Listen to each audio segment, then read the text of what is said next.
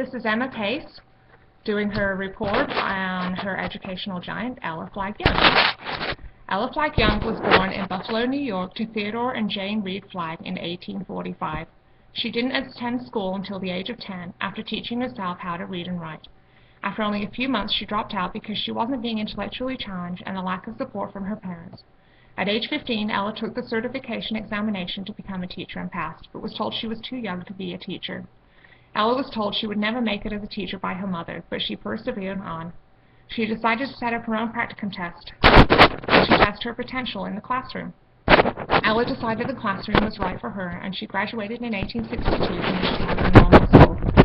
In 1895, Young began studying part-time under John Dewey at the University of Chicago, and on her resignation as assistant superintendent in 1899, she was appointed associate professor of pedagogy at the University of Chicago. I looked up the definition of pedagogy. I'm not sure if that's how you say it, but that's my attempt. It is the method and practice of teaching, especially as an academic or theoretical concept. She received a PhD in 1900 and was then advanced to full professor. Her dissertation published in the school was the first of 3 volumes Young wrote for the University of Chicago series entitled Contributions to Education. The other 2 titles are Ethics in Schools and Some Types of Modern Education Theory. She devoted her life to the teaching career, which spanned 52 years. She became superintendent of schools in Chicago, Master of Education in the University of Chicago in 1899, principal of the Chicago Normal School in 1905, and was superintendent of schools of Chicago from 1909 until her resignation in 1995. Improvement in teacher training, recognition of the profession, and broadening of teacher responsibilities were the major policy goals of Young's office. She included creation of physical training in the school curriculum. Chicago schools experienced an expansion of the manual arts curriculum. Young succeeded in making those programs, as well as the academic ones, available to all interested students. Studies at the elementary school level were substituted with field trips, handicrafts, and other self-expressive activities wherever possible.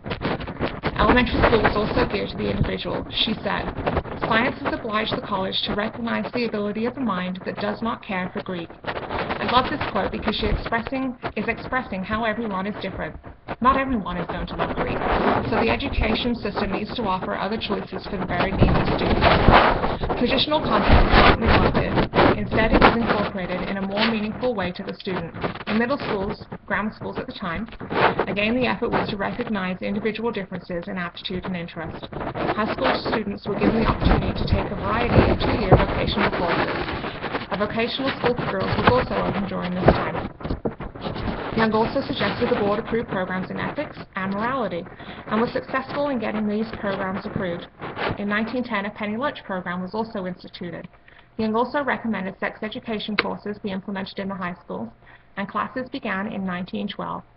Young believed the best way to teach the subject was not through recitation and exercises on moral lessons, but through duties and responsibilities whose significance is interpreted in activities natural to childhood. She served on the Board of Education for the state of Illinois from 1888 to 1913. She was the first woman in America to head a large city school system. Young pioneered practices such as known as democratic school administration, and was among the first to organize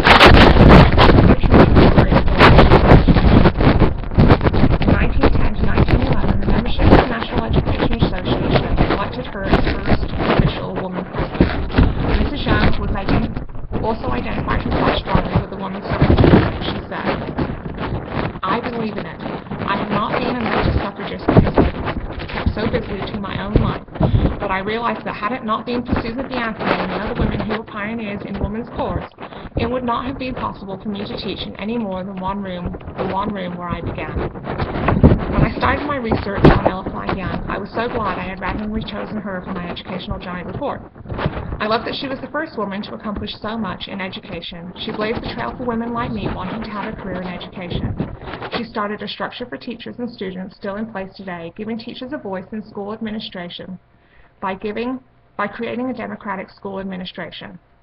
She was obviously a genius. She taught herself how to read and basically educated herself before her university education.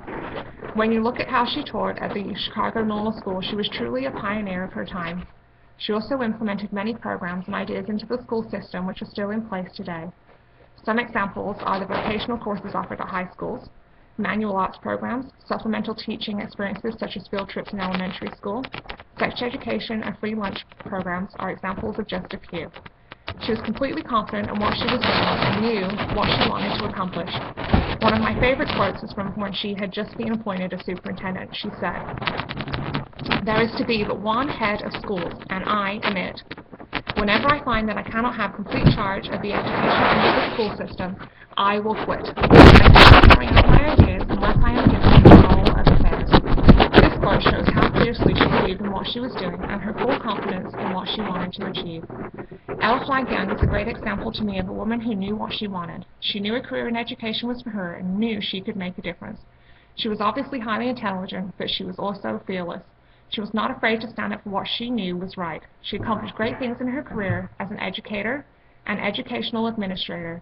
She is a person I will remember as I work towards my own educational career to help me be courageous, to stand up for what I believe, and most importantly, to try and offer an educational experience my students will learn and grow from.